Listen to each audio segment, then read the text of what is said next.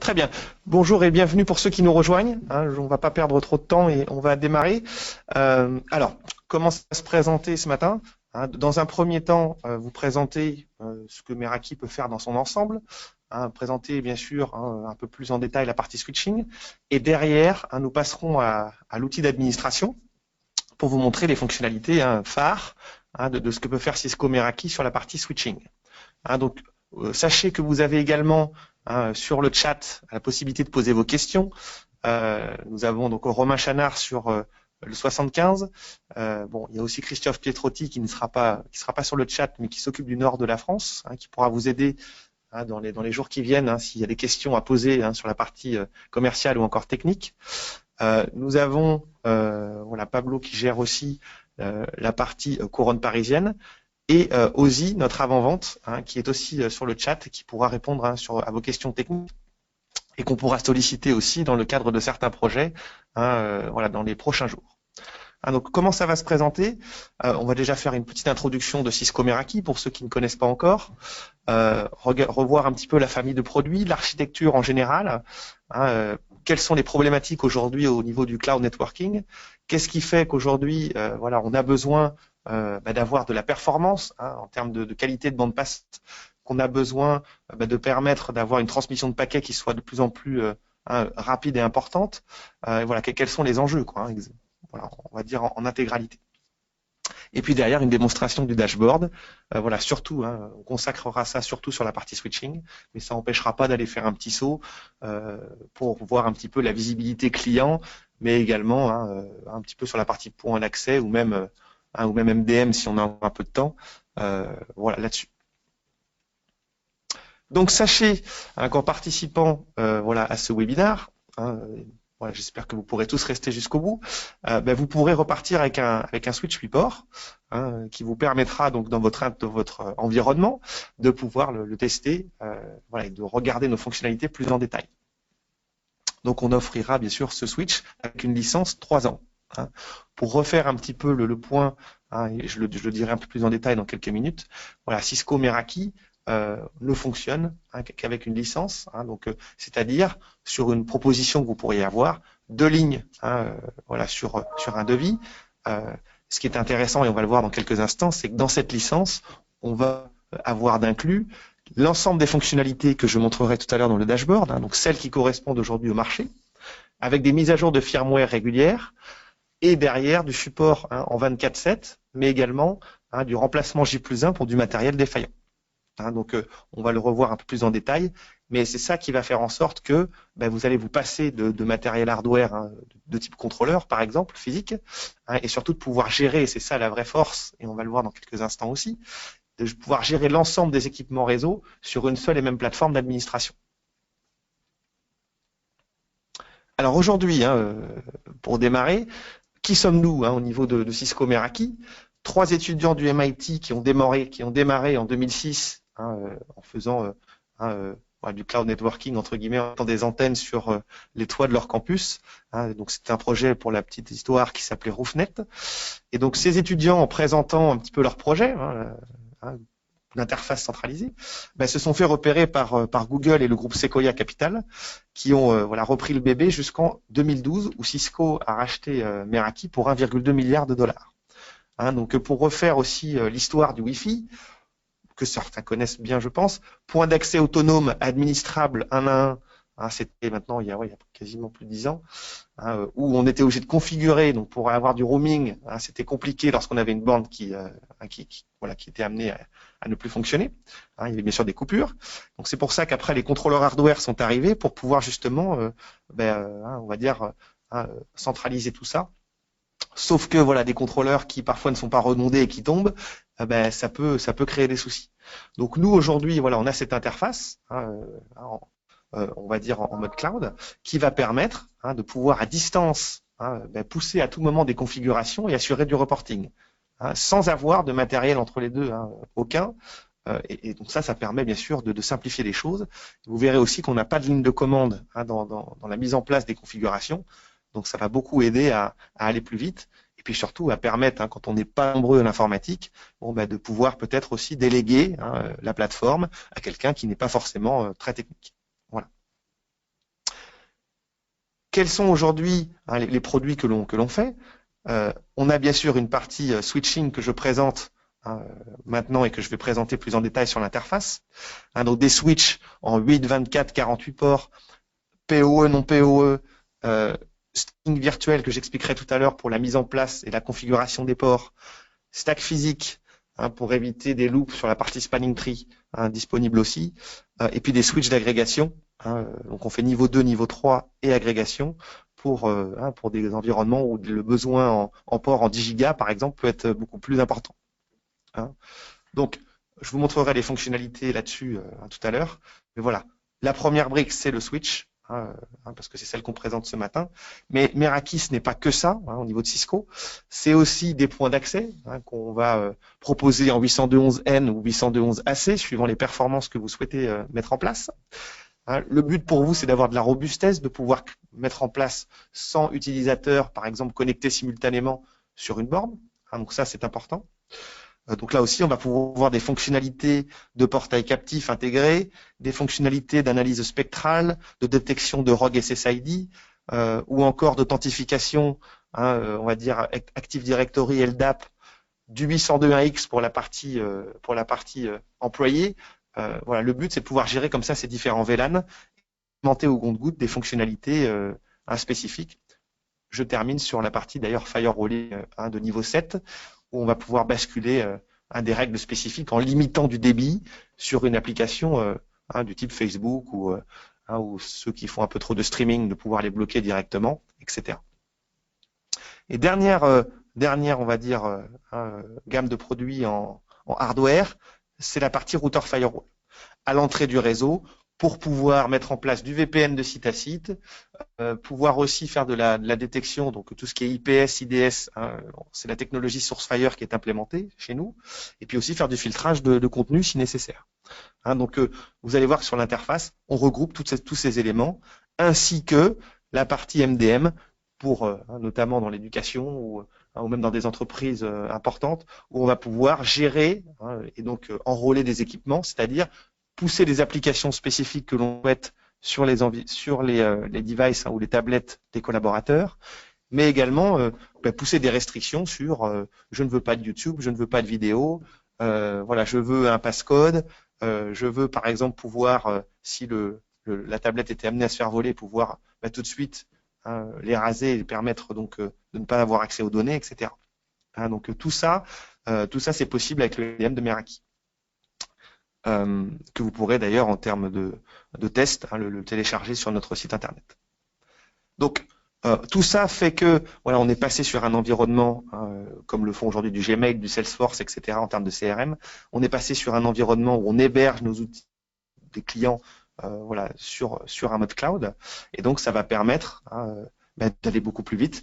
Et surtout, et c'est là où on le voit, il y a une grosse tendance sur notre architecture où on voit bien sûr finir un petit peu ou pas finir intégralement, mais passer plus sur des architectures comme les nôtres que d'être avec des architectures où c'est plus complexe, où il y a des contrôleurs à administrer, etc. Donc Cisco Meraki, c'est 100% de croissance par an, avec des références que vous voyez ici, qui sont l'une de nos plus belles. On a aussi Blablacar qu'on a aussi équipé dernièrement. Voilà, ça peut être Veolia, ça peut être voilà d'autres grands noms. Là aussi, s'il y a besoin, parce qu'on ne déploie pas que sur des grands comptes, mais aussi des moyens, voire des petits. S'il y a besoin de références, je pense notamment sur des villes, voilà, sur des communautés de communes, sachant qu'on a la ville de Saint-Étienne qui a équipé, par exemple, le tram, la ville, etc. S'il y a des questions particulières par rapport à ça, ce sera avec plaisir de vous donner quelques contacts. Alors, chez Cisco Meraki, plateforme d'administration centralisée, donc on va pouvoir servir par exemple le siège.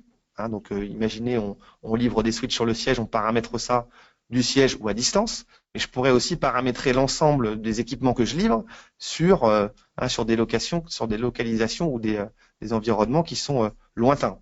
Vous le verrez aussi dans l'interface. Et on a aussi une partie télétravailleurs où, par exemple, on propose des routeurs qu'on appelle Z1 chez nous, qui permettent, si vous voulez, de se connecter derrière la box à la maison et de remonter une LVPN pour avoir accès au réseau central de l'entreprise. Donc tout ça, c'est bien sûr disponible. Et donc le but, c'est de donner de l'ouverture à tout le monde.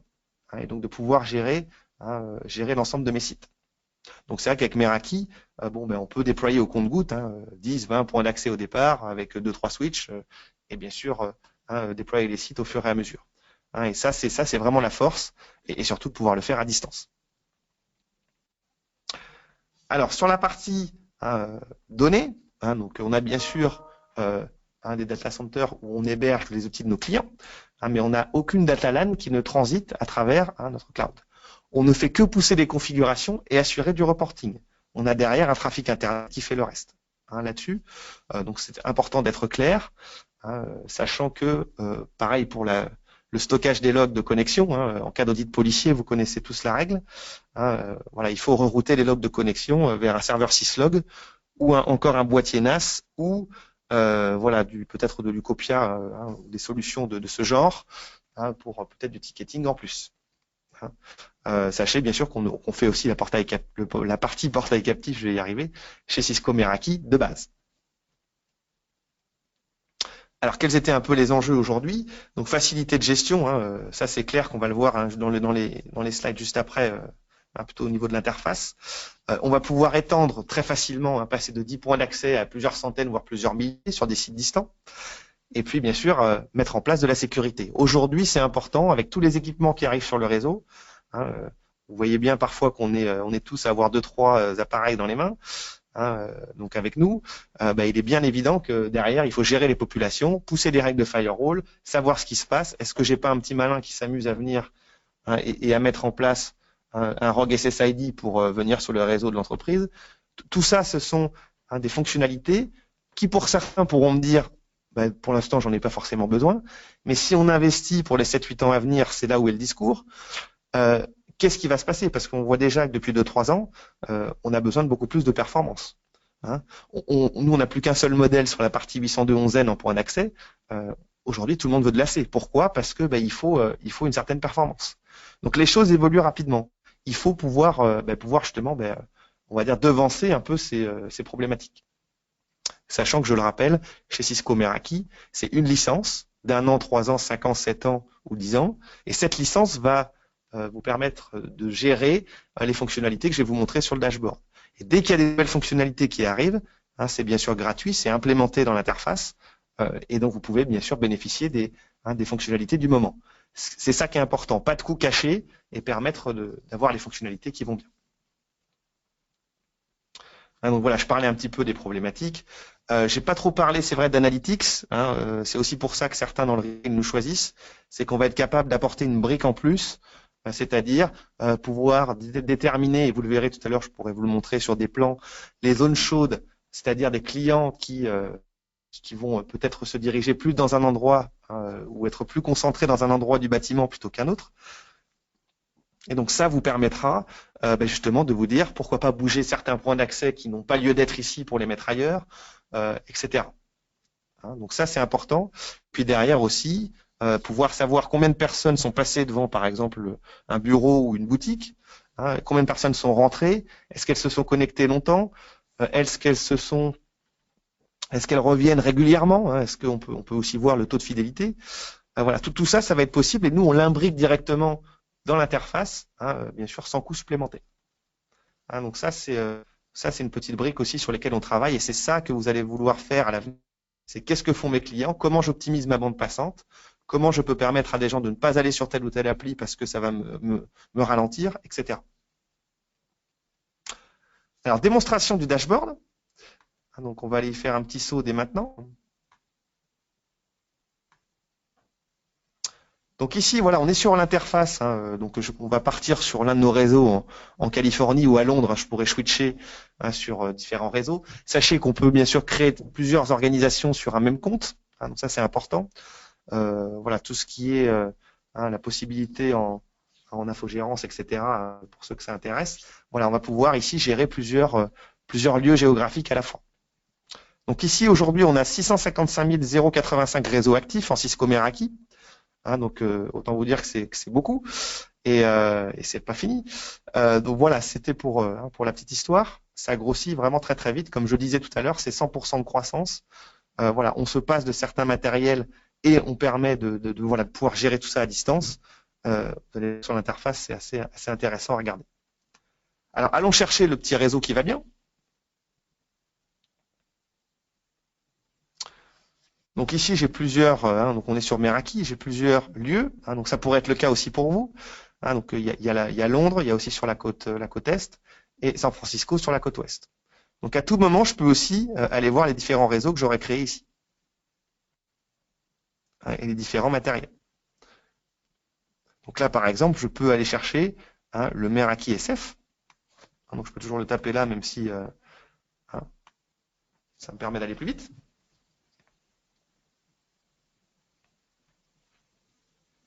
Donc là, ils sont en train de travailler dessus, parce que là, je vois qu'il n'y a pas de firewall en place, mais je pourrais vous montrer un petit peu tout ça sur un autre réseau. Donc, ce qui va être intéressant ici, voilà le dashboard. Déjà, bienvenue sur le dashboard. C'est quand même intéressant ce matin de vous le montrer. Plusieurs onglets dans la marge, c'est ça qui va être important et c'est ça qu'il va falloir retenir. Ici, vous avez une partie, donc ce qu'on appelle Network Wide, donc la partie visibilité client, où je vais pouvoir voir justement comment ils se comportent, les applications qu'ils utilisent, les OS utilisés, quels sont les clients qui vont passer par tel ou tel port sur les switches, etc. Créer des groupes policy, c'est-à-dire, tiens, j'aimerais créer des groupes où je limite à 2 mégas du Facebook et du torrent. Et à partir de là, j'ai une règle qui est créée et que je pourrais implémenter sur certains clients. Et plus je vais descendre ici, donc là, la partie switching, l'onglet switch, avec à chaque fois 2 colonnes, monitoring et configuration, un onglet wireless, partie point d'accès, monitoring et configuration.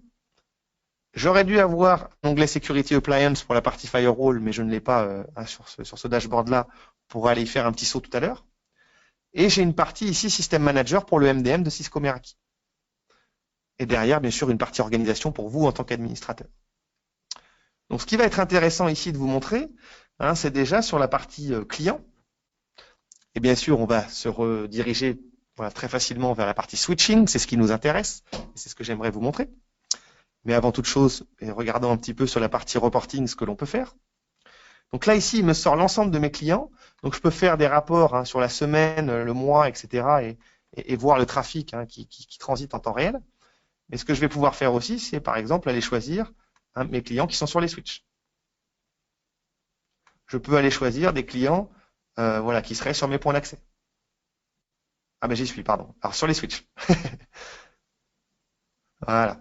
Et donc là, il va pouvoir ici me sortir différentes options, 802.1x, protocole LLDP, voilà, quel est le constructeur, etc. Donc vous avez l'OS, vous avez le port sur lequel le client transite. Et là, ici, j'ai un petit camembert qui récapitule un petit peu ce qui est consommé en termes de protocole et application. Mais je peux aussi revenir sur la partie point d'accès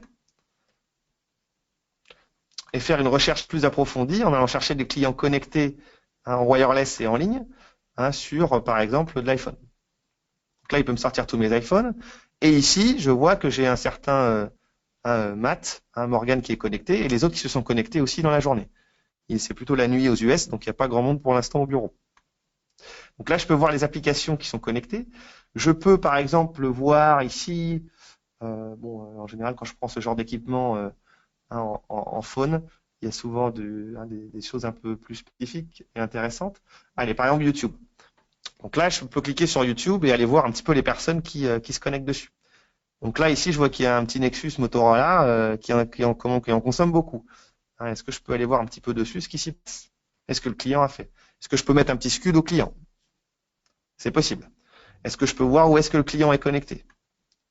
On fait de la triangularisation, donc tout ce qui est load balancing sur les bornes et band steering aussi sur les bandes 2 Go 4, 5 Go. Tout ça, ça va être possible. Voilà, et surtout de pouvoir un petit peu cerner où est le client et puis voir dans le cas où il y aurait un pépin, d'où est-ce que ça pourrait venir.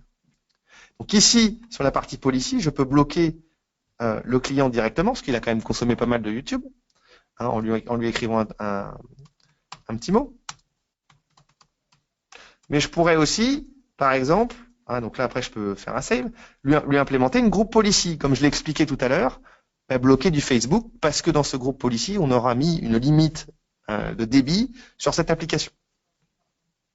Donc à tout moment, je peux aussi voir ce que consomme le client en termes de protocole et application. voir sur quel SSID cette personne est connectée. Est-ce que voilà, je peux voir le chemin parcouru par le client du point d'accès jusqu'au routeur firewall ou jusqu'au switch? La réponse est oui. Et ça peut simplifier la tâche. Chez Cisco Meraki, on a ce qu'on appelle la topologie.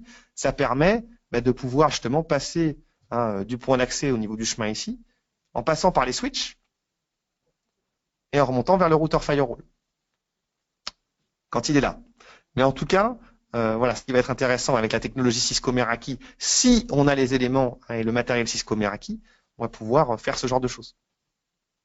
Donc là, par exemple, je sais que le client était connecté sur ce point d'accès, qui est donc une MR53, qui fait partie de nos dernières, de nos derniers points d'accès qui viennent d'arriver sur du 4x4 en MIMO, que je pourrais expliquer un petit peu tout à l'heure. Donc là, on peut voir sur le dashboard, sur le point d'accès en question, le trafic qui va arriver en temps réel, avec les clients qui se sont connectés dessus, faire un peu de reporting, là aussi, sur les clients en question, donc sur la partie, voilà, on va dire, sur la semaine, savoir quels sont les clients qui sont connectés. On peut voir qu'on aura implémenté, sachez que pour les switches, point d'accès ou encore routeur firewall, surtout sur le switch point d'accès, on va pouvoir taguer, donc c'est-à-dire pouvoir retrouver très facilement, et je vous le montrerai dans la liste tout à l'heure, les routeurs firewall qui vont bien. Ou les switches de distribution, par exemple, si on appelle distribution certains switches, on pourra les retrouver facilement. Pareil, ici, si je veux avoir de la visibilité sur la partie radiofréquence, je peux aller chercher de la bande de 2 Go 4 et aussi voir en dessous les points d'accès mesh qui seraient autour et qui pourraient être repris dans le cas où le matériel serait défaillant sur ce point d'accès-là.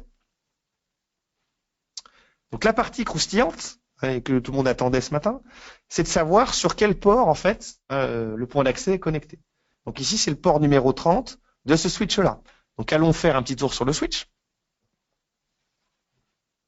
Et vous voyez ici que je suis remonté avec la petite barre verte dans l'onglet switch.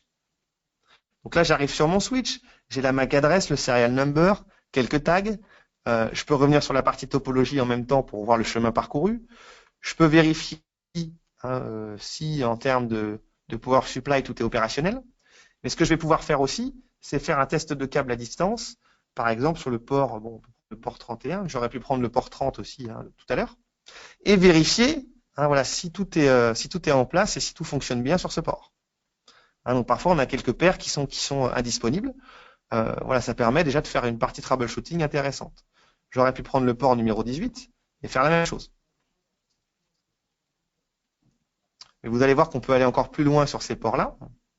Je vais pouvoir ici, en fait, vérifier le trafic data en temps réel sur les ports. Donc vous voyez ici, vous avez le trafic en temps réel avec les VLAN, le type de port à quoi cela correspond.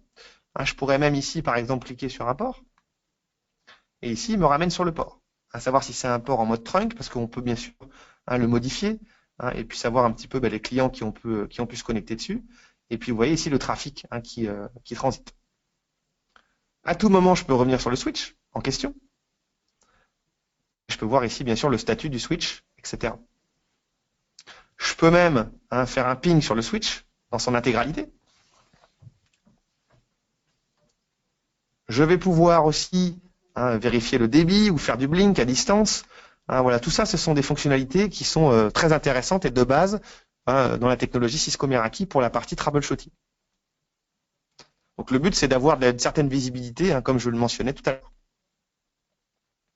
Donc là, ce qui va être intéressant, c'est de se dire, voilà, je peux aller voir l'ensemble de mes switches. J'ai toujours un petit onglet ici. Donc là, il me sort tous mes switches. Et ce que je vais pouvoir faire ici, par exemple, c'est parce que je peux implémenter des tags. Donc imaginez, vous avez ces deux switches-là qui arrivent en prod et vous voulez les taguer pour les rajouter quelque part. Soit vous l'ajoutez sur un tag existant, sinon vous en créez un, ou sinon vous l'enlevez d'un tag si nécessaire. Mais ce qui va être intéressant aussi, c'est de pouvoir cloner, par exemple, ces deux switches sur un switch déjà existant.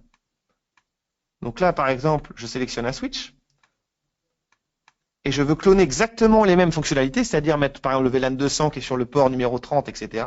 Je pousse la même chose au niveau du site d'un switch sur un site central. En 2 clics, vous livrez le switch, vous implémentez les mêmes fonctionnalités. Ça, c'est très intéressant. Donc à tout moment, je peux bien sûr me rebasculer vers un switch. Mais ce qui va être intéressant, c'est aussi d'aller voir la partie port des switches.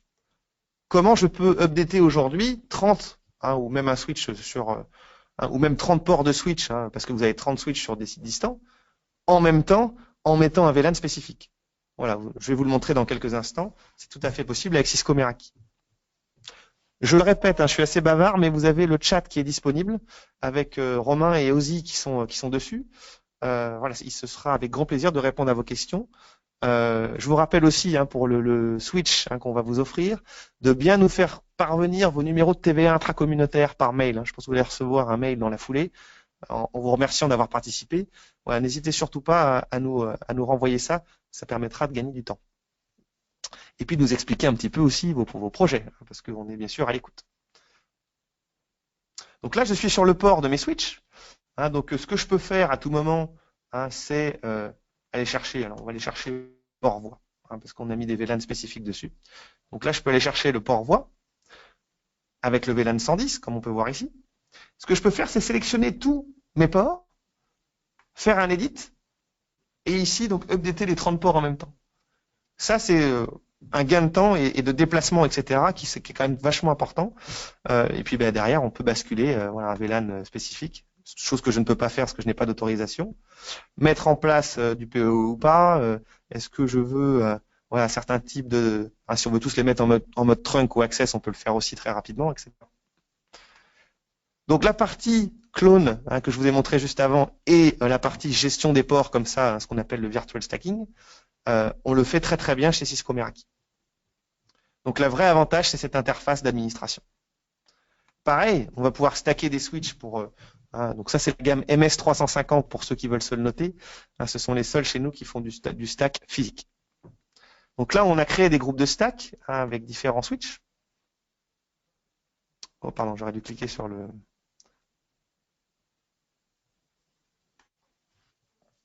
groupe de stack, que vous puissiez voir un petit peu comment ça se présente. Donc là, ici, j'ai créé des groupes de stack. Donc il va nous sortir les switches qui sont stackés ensemble. Donc on a bien sûr spécifique par rapport à ça pour pouvoir les imbriquer ensemble.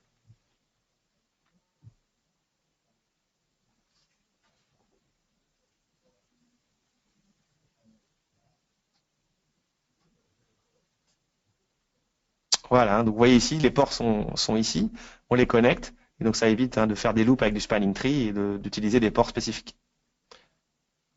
Donc justement, en parlant de ça, on va pouvoir ici aller dans le settings des switches.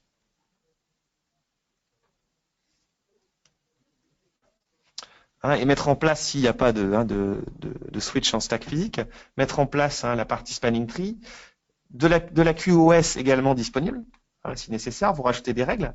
Vous allez voir qu'à chaque fois que je vais vous parler de configuration, il n'y a pas de ligne de commande. Vous implémentez les règles que vous souhaitez mettre en place.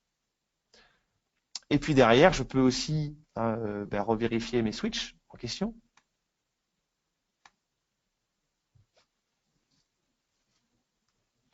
Et donc, voilà, implémenter, là aussi, je ne sais pas si je vous l'avais montré tout à l'heure, des règles spécifiques. Si on veut mettre enlever certains tags, etc., c'est tout à fait jouable.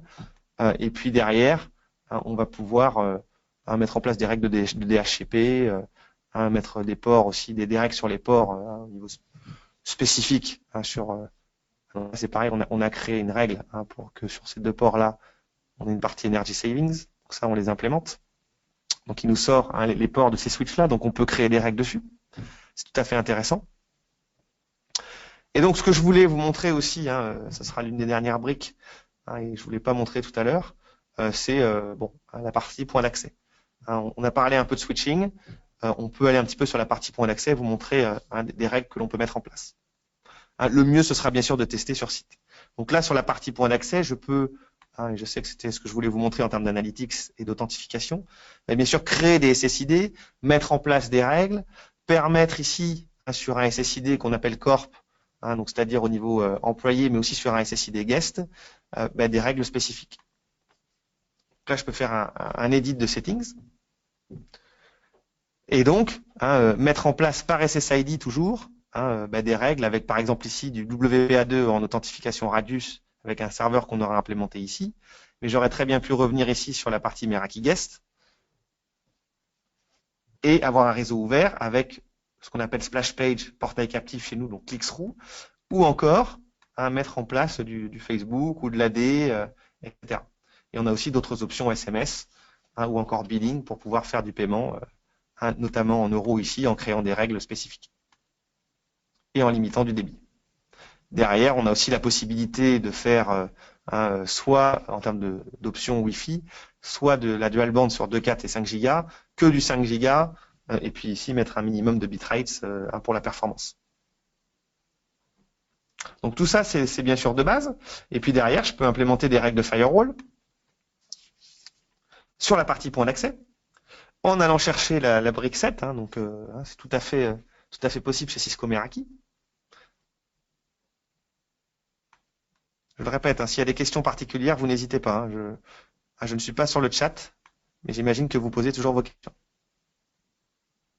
Super. Donc là, ici, voilà, j'ai la partie firewall de niveau 3. J'aurais pu me mettre sur la partie corp, là-dessus. Donc j'intègre des firewalls de niveau 3, mais aussi du 7, avec par exemple la possibilité d'aller chercher du peer-to-peer et de blacklister ici du BitTorrent sur ce SSID. Mais encore, je peux aller plus loin, limiter du débit sur le SSID ou les clients en question, ou rajouter des règles. Par exemple, je peux aller rechercher ici mon Facebook et implémenter, par exemple, de la performance à 1 méga avec, par exemple, un niveau de priorité.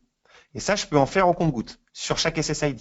Ça prend 1 minute 30, 2 minutes de chrono en main pour mettre en place ce genre de choses. Derrière, je vais pouvoir, et je vois que le temps passe, donc je vais aller assez vite là-dessus.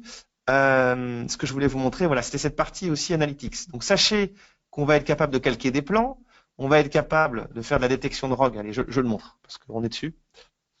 ROG SSID, donc déterminer s'il n'y a pas des personnes et avoir des alertes de remontée qui souhaiteraient tout simplement arriver avec un SSID pirate et voilà, et j'ai envie de dire aller chercher des informations qui n'auraient pas lieu d'être.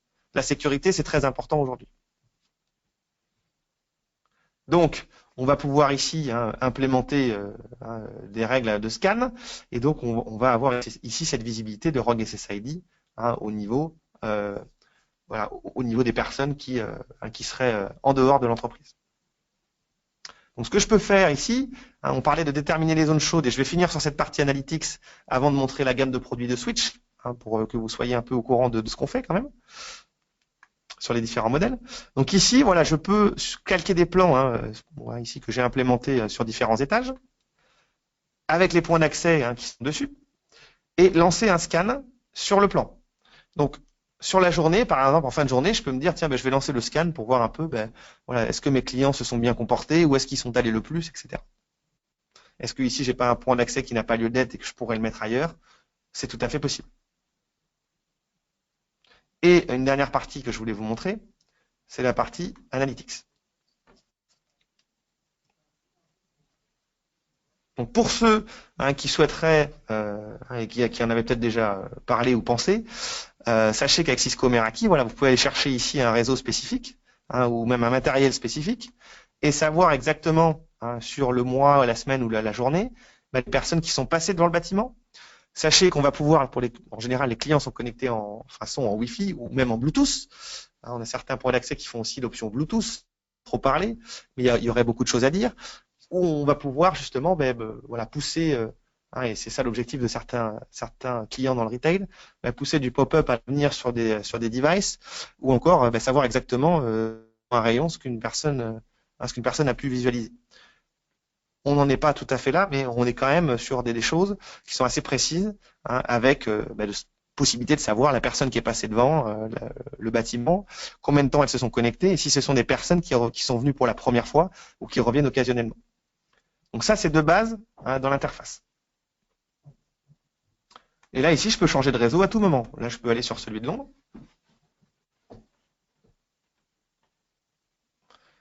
Et donc, sur celui de Londres ici, je peux avoir une partie Security Appliance pour la partie Firewall. Allez, je vous montre juste un petit quelque chose et après on partira sur la gamme de produits de Switch. Donc là, par exemple, ici, je peux implémenter mes VLAN, mettre en place du VPN de site à site. faire du filtrage de contenu, voilà, tout ça, bien sûr, managé sur la seule et même plateforme. Donc vraiment, l'idéal, et je pense que vous l'avez bien compris, c'est ça.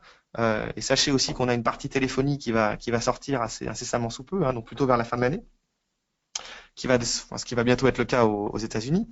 Voilà, qu'on imbriquera également là-dessus, ce qui permettra d'avoir tout le matériel réseau, voilà, on va dire vraiment tout le matériel nécessaire, mais pour que vous ayez une plateforme pure et simple avec voilà, un seul et même login mot de passe. Donc là, j'ai mes différents réseaux et je peux implémenter du VPN, oui ou non. Est-ce que je veux passer par un concentrateur ou pas? Et puis après, c'est très très simple. On peut ici implémenter de nouveaux réseaux et bien sûr changer à chaque fois les différents subnets si nécessaire. Donc là, j'ai de l'Active Directory que je peux mettre en place, mais je peux aussi par exemple mettre du content filtering. C'est tout à fait jouable aussi.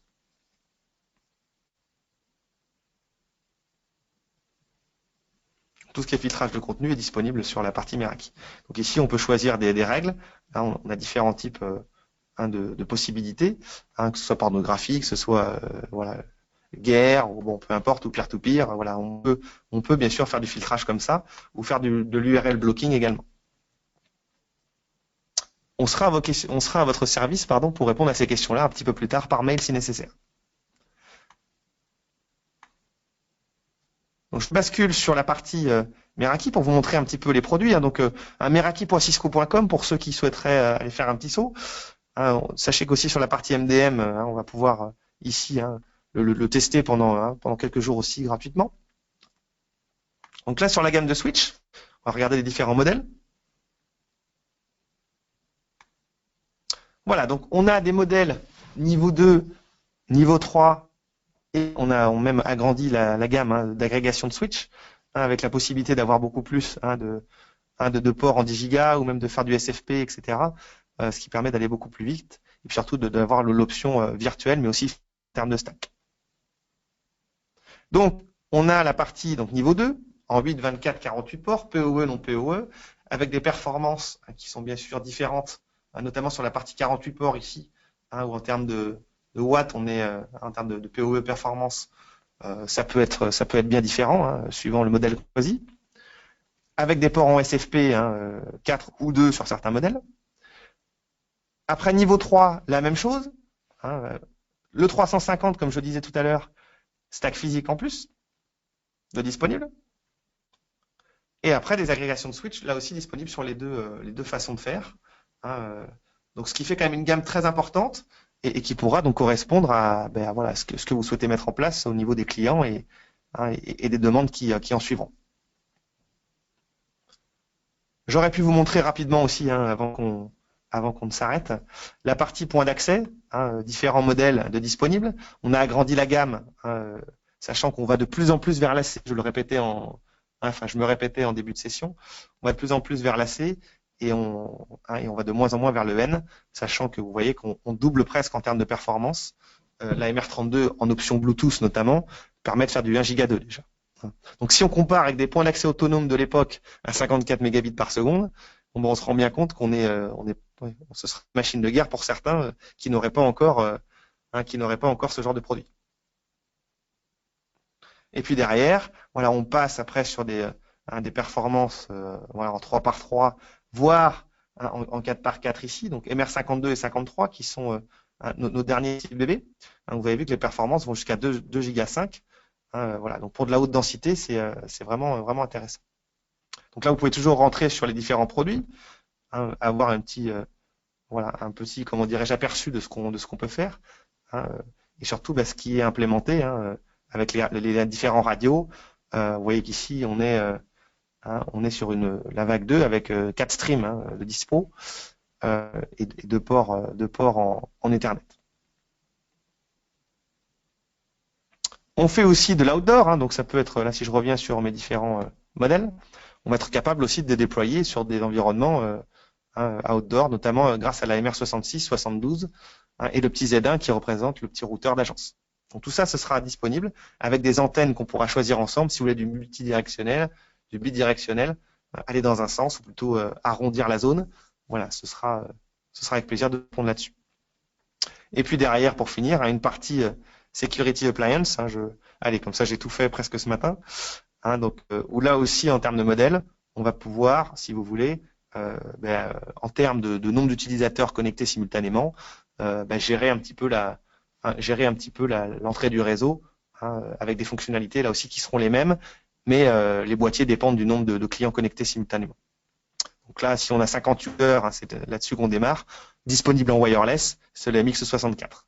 Et ensuite, on décline sur le 84, 100, 400 ou encore 600 pour des gros environnements. Voilà là-dessus. Donc, s'il y a quelques questions à poser, moi, je vais pas tarder à m'arrêter. Je vois qu'il est moins le quart pour que je vous permette de finir vos questions. Si, je le répète, vous souhaitez obtenir le switch, bien sûr, je pense que c'est la majorité des cas pour tout le monde ici. N'hésitez pas à nous envoyer votre numéro de TVA intracommunautaire. Rapprochez-vous de nous par mail. Je sais que le chat est bien tassé. Là, je vois qu'il y a beaucoup de questions. Essayez de nous appeler ou de nous demander de vous rappeler. Et puis voilà quoi. Ce sera avec plaisir de vous aider. Je vous remercie. Bonne journée à tous et on vous attend si nécessaire dans les jours qui viennent. À bientôt. Bonne journée. Au revoir.